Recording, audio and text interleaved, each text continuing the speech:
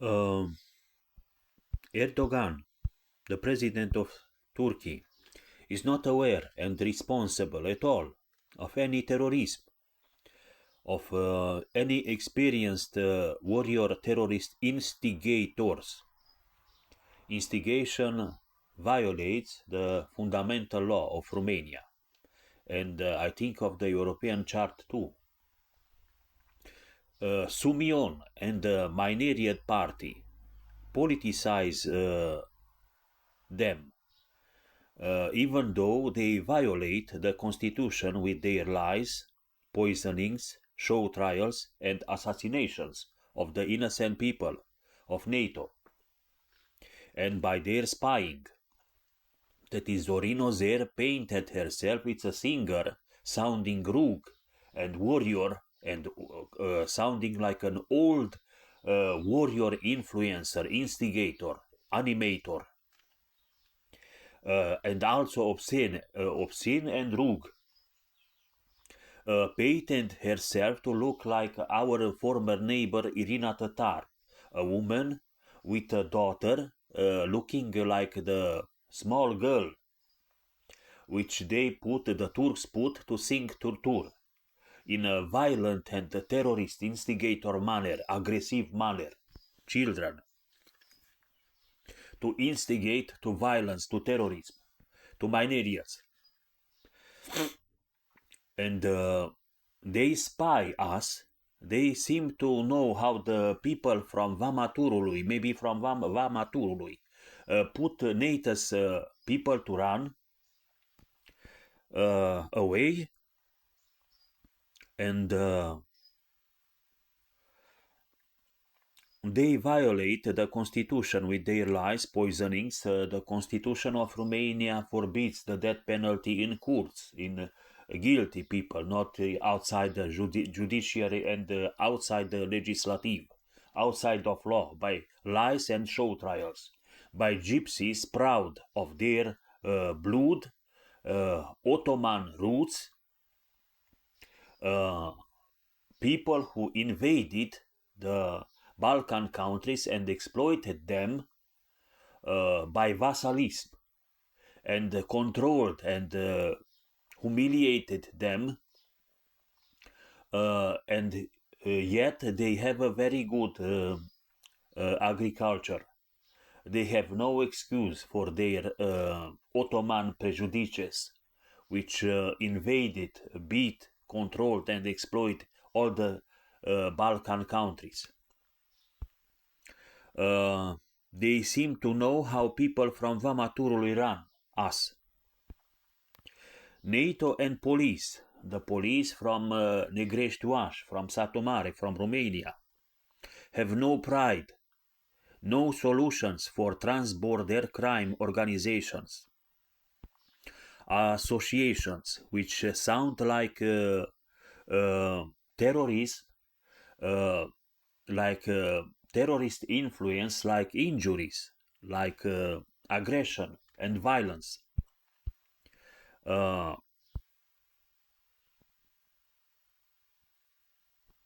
Yeah, but Turkey is not an Ottoman terrorist country, having more soldiers than all the Balkan countries combined, and 80 million people from that exploitation, historical. That's not an expressed threat. We should let China threat NATO before it makes the nukes. Actually, NATO was made against the Russian threat, blood, not against communism and terrorism or theocracy, which didn't hate and compete us yet.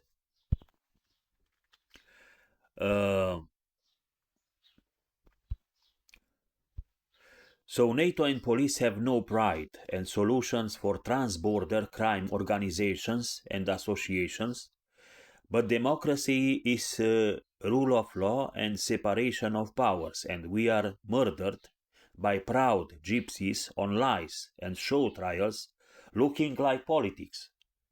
Extreme left, outside the judiciary. Sumion gives them a flavor of politics.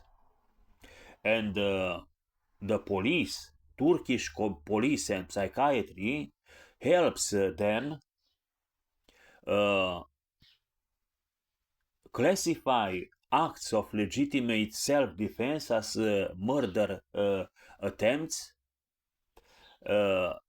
and these gypsies instigators have brother imprisoned for murder and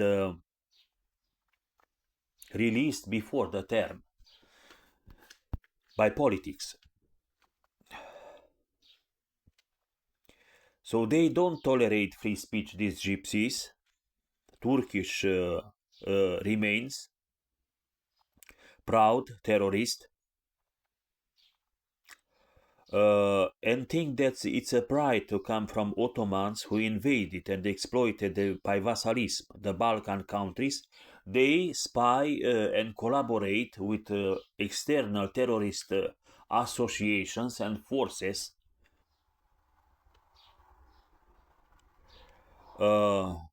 They let the Azerbaijani and the Turkish people who know very well how Irina Tatar looks and how her daughter now married with children, with a boy, looks.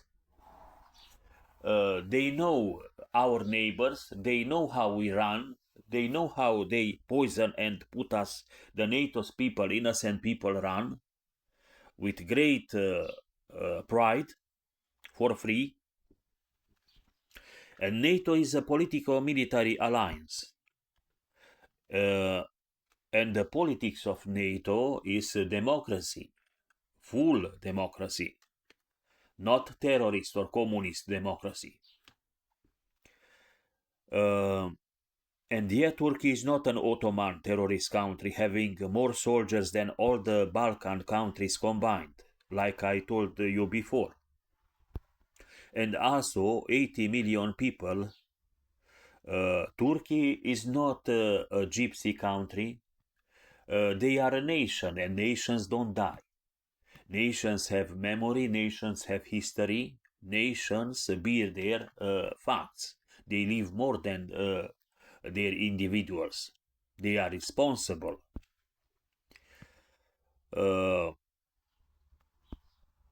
So the police is corrupted, is full, and the psychiatry is full of these Turkish terrorist bloods, is appointed to close its eyes for terrorism and fabricate lies about the people the terrorists hate, about people the terrorist external forces command and order, hate, and kill by hate crime, communist and terrorist hate crime.